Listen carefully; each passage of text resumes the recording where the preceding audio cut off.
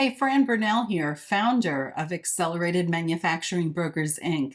We are a company that specializes in the sale of lower middle market manufacturing companies, and we work nationally. So we are in the middle of a series where we're talking about common characteristics of manufacturing companies that sell easily and sell at much higher prices.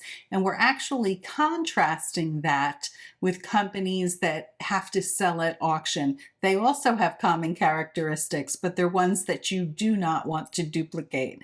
So this is, I think, the fourth in a series. So if you've missed any of this series, I encourage you, follow the link below and you'll be able to watch all of them. Today I'm going to talk to you briefly about company culture. This is one of the things that really good quality buyers want to see. They want to see that you've made effort towards creating a positive company culture. Why is that? Well, have you heard about the skills gap? What manufacturer hasn't? Listen, manufacturers are competing for quality workers, right? And if you've not made effort to have a positive company culture, you're in danger of losing your staff to competitors. Anytime I talk about company culture, two things come to my remembrance. One was that for several years, I was a host of the Women in Manufacturing podcast. And during that time, I interviewed a company owner in New Jersey.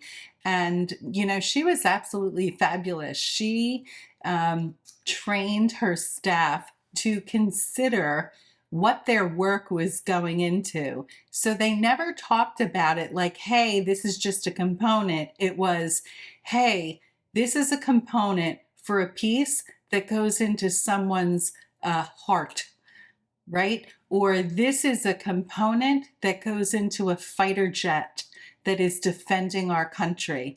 And she created this entire company culture where they regularly talked about the importance of the components that they were making.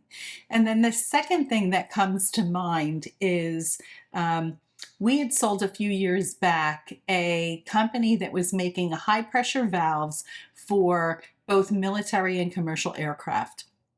And my client was second generation in the industry with no third generation to pass it to, which is why they were selling.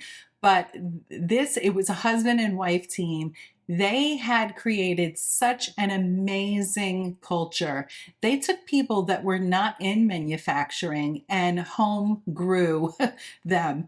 And if someone showed a good work ethic and some promise, they would invest in them in schooling. They had a culture, a complete culture of continual improvement. Everyone took pride in their work.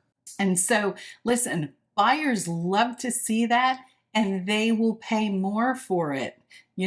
Listen, it's very in vogue to have company virtues and, people call it different things, but to have these things listed on your website. If you're not living it, it's absolutely meaningless to have that stuff on your website. So I was reading something recently and it talked about, we all know Enron and what happened there. Well, their company values, these were their company values: respect, integrity, communication, and excellence. Like I said, it's completely irrelevant if you are not living it, right?